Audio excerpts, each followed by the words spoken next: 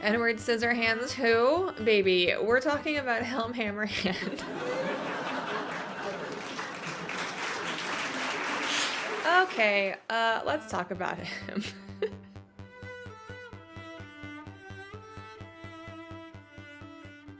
Oh wow, I hate that intro.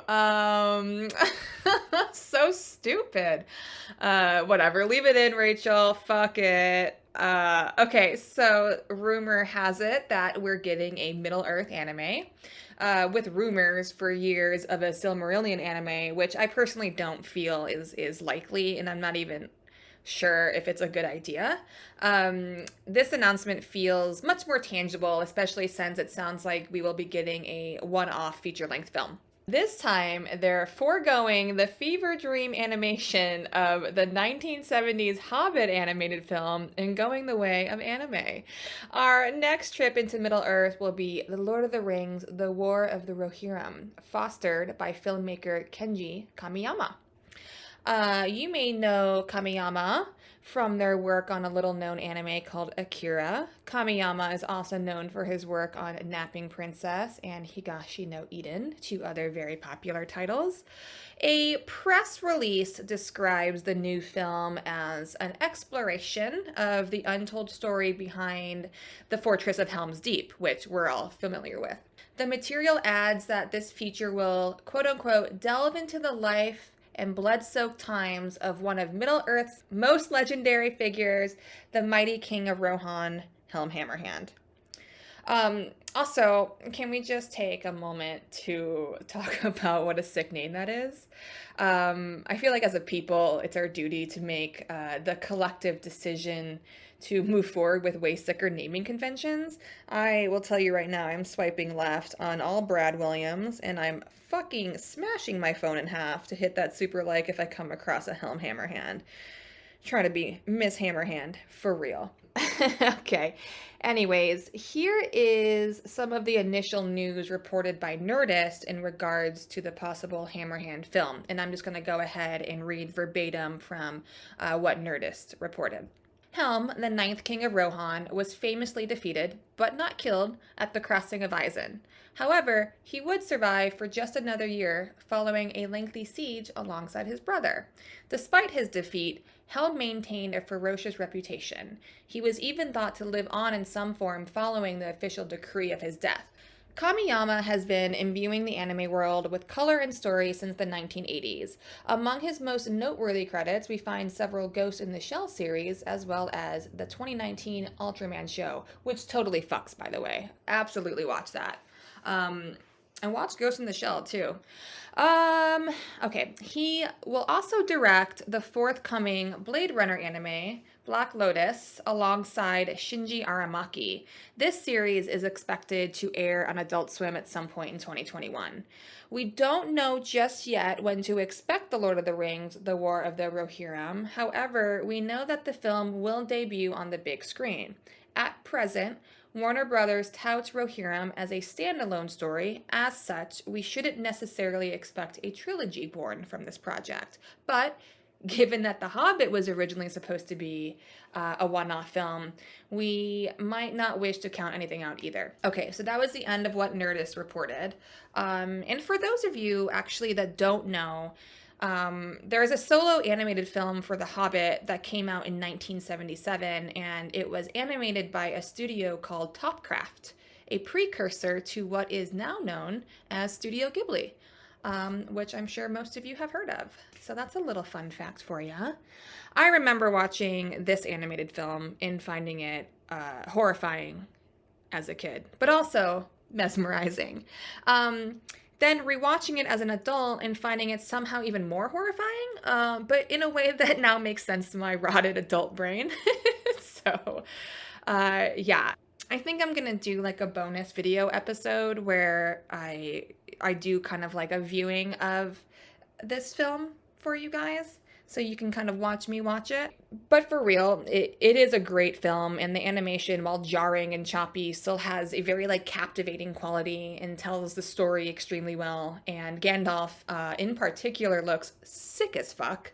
Give it a watch if you haven't seen it yet. You can wait until I live stream it and you can watch it with me.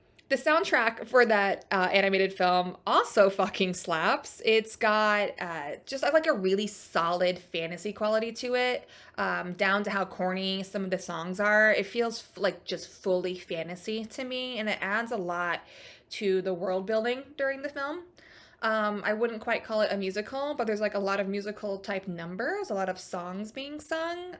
It's pretty wild. A lot of people actually say they think the music is the worst part of the film, so I feel like maybe I'm um, kind of alone in thinking that the music was the best part of the film. So you guys watch it and let me know how you feel. Okay, well, apparently this is a movie review podcast now. Let's actually talk about the man of the hour, Helm Hammerhand. Helm became King of Rohan after the death of his father, Graham, during a time of crisis for Rohan. His father had already fought open warfare with the Dunlandings, who operated from the captured fortress of Isengard. We all know Isengard. Okay, what the fuck is a Dunlanding, you may ask? Dunlandings were the ferocious, tall, and vicious men that lived in Dunland, close to Rohan. They were known for being swarthy with dark, ominous features. Also called the Wild Men of Dunland, they had long been enemies of the Rohirrim because they were jealous that the rich lands of the old Númenórean province were granted by the Gondorians, my bad, to the Rohirrim instead of them. Persecuted by both the Númenóreans and the Rohirrims, the Dunlandings developed a deep hatred of the latter. So these indigenous hill people would later team up with Saruman in the Battle of Helm's Deep. So this turf war between Dunlandings and the Rohirrim just goes poorly every step of the way. I do kind of want to shed some positive light on the Dunlandings for a second too, as it's easy to villainize a group of people for storytelling, but I think some more context makes the story even better. This group of indigenous men have anger rooted in regards to their lands being taken and their people enslaved and vilified. Sound familiar, America? The Dunlandings were akin to the men of Dunharrow, otherwise known as the Dead Men, and probably the ancient inhabitants of the lands directly west. These people saw their homes devastated by Númenórean longers to the almost complete destruction of the ecosystem. The dead men were caught in supernatural stasis as a result of an oath they had sworn to Isildur. And the Númenórean refugees moved into lands long held by Dunlandings and their cousins millennia before even the founding of Rohan. The arrival of the Rohirrim resulted in even greater displacement, so I can hardly blame the Dunlandings for resenting the Rohirrim. It's also worth noting that Helm Hammerhand murdered a prominent Dunlanding, leading to some of the conflicts during the Long Winter. Just a true colonialism shit show, honestly. I mean, we all know this very well. So, and in case you're new here or new to Lord of the Rings, the Rohirrim are the people of Rohan. The Rohirrim were generally a tall, blonde, and mostly blue-eyed people. The men were large, husky, handsome, while the women were known to be especially beautiful. They were heroic, noble, brave, strong-willed, and known to be fiercely independent. Their horses were very important assets in their everyday lives, with their entire culture based around the breeding and trading of them. They lived mostly in villages on the plains of Rohan where their horses grazed and were often referred to as the horse lords. Aragorn has this to say about the Rohirrim.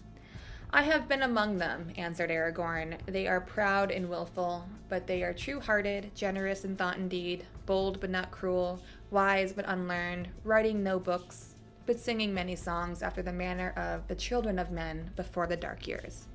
Isn't that nice? That bit about not having written any books slipped in there, though, feels like a low-key burn, but we're going to move past that. Okay. So, here's a little Hammerhand history. In Third Age 27 and 54, a man named Freka, a Dunlanding with Rohirric blood, planned to have his son Wolf, sick name, marry the daughter of Helm Hammerhand. Freka rode to Edoras with a great force of men, planning to threaten the king to comply with his demands. Classic. But Helm Hammerhand smote him with his fist and Freyka died soon thereafter. You ever get your shit rocked so hard you decide to simply pass away? Helm Hammerhand is like truly on some One Punch Man shit. So, the men of Freyka left Edoras, but in Third Age 2758, 4 years after Helm's infamous punch, they returned with a great force of Dunlandings, reinforced by enemies of Gondor who had landed in the south. Under the leadership of Freyka's son, Wolf, they overran Rohan. Helm fought them at the crossing of Isen, but lost, but not without a wild fight, and then withdrew into the Southburg and there endured a very long siege. The crossing of Isen took place at the Isen River, which the Rohirrim patrolled due to it being an entrance into their lands directly from the west. Dunlandings would often try to occupy these waters, demanding payment for crossing like a bunch of panhandling bridge trolls, which is weird. But later, during the War of the Ring, Saruman's forces and the Rohirrim would go on to wage 2 battles here at the Isen River. Let me just say Isen one more time. Isen River. Okay. Cool. Helm held the fortress during the Long Winter. The Long Winter was an extremely cold and long-lasting winter that greatly depopulated the lands of Eriador and Rohan. One night, Helm blew his great war horn, which he was known to do, is blow that shit, and broke through the Dunlanding ranks, clad in white, stalking men like a snow troll and slaying them with his bare hands. Because of his great strength, Helm was known as Hammerhand. Helm was known to fight barehanded due to a superstition that if, quote unquote, he used no weapon would upon bite him. What an absolute mad lad. Absolutely bare knuckle knocking the bricks out of anyone within a 2-foot radius. So he went fucking bonkers and just beat the shit out of everybody with his bare hands during this battle. But unfortunately, his sons Haleth and Hama were slain, and Helm grew sick with sorrow, as well as becoming gaunt with grief and famine. Still, his horn would fill the Dunlandings with fear each time it was heard, knowing that at any time, this motherfucker could show up and beat their brains out barehanded. During one of his night dispatches, Helm died. Apparently from famine and cold, his body was discovered frozen in the snow, still standing and ready to fight. He was succeeded by his nephew, Freyolaf Hildison, who went on to defeat the Dunlandings himself. There was a belief that his horn was sometimes heard in the deep and that his wraith still wandered through Rohan, defending the keep that would go on to be renamed the Hornburg. Now, I don't believe it's canon that he becomes a Nazgul after his death in the written story, but the video game Middle-earth Shadow of War, Helm is shown to have become a Nazgul. He received his ring from Sauron and Celebrimbor after he was mortally wounded in an ambush during which his daughter was kidnapped, which is an interesting take for sure. I will say, personally though, that I don't have a lot of problems with creative liberties like this being taken with the IP. I'm kind of glad to see people creatively coloring in the story in ways that make it fun and fresh to tell across other media. I know some people like to maintain the purity of things they love. I say fuck it, let's go nuts, let's have fun with that. With that said, that's the end of the episode, probably. Thoughts and prayers to my producer Rachel, who has to hear my voice incessantly yet again. Pour one out for Rachel. As always, I'd like to shout out another creator. In this episode, I'd like to point you all towards Don Marshall 72 on TikTok. Don is well known for Tolkien-based obscure facts. Don and I were recently on a Middle-earth panel talking about the future of the IP with our friends New Betta Do Betta and Glam Shatterskull for the GCX digital event a few weeks back, which was a really great time. That event, I believe, actually raised $4.4 million for charity, so it felt really good to kind of be a part of that. But yeah, please follow Don Marshall 72. I gave New Betta Do Better a shout out in my very first episode of the podcast, but again, check him out. He fucking rules. And also check out Glam Shatterskull. He is on Twitch and he is on Twitter. He is everywhere. He's become a really good homie of mine lately. Really glad to have met him. Okay, follow my guys. As always, check out youhavemyswordpodcast.com for all our links to socials and our Patreon. If you join our Patreon, you get access to my Discord, where we talk a lot about fantasy games and the MTV hit show from the 90s, Syphil and Ollie, apparently. Thank you guys, and I hope to see you in my Discord. And as always, you have my sword. Bye!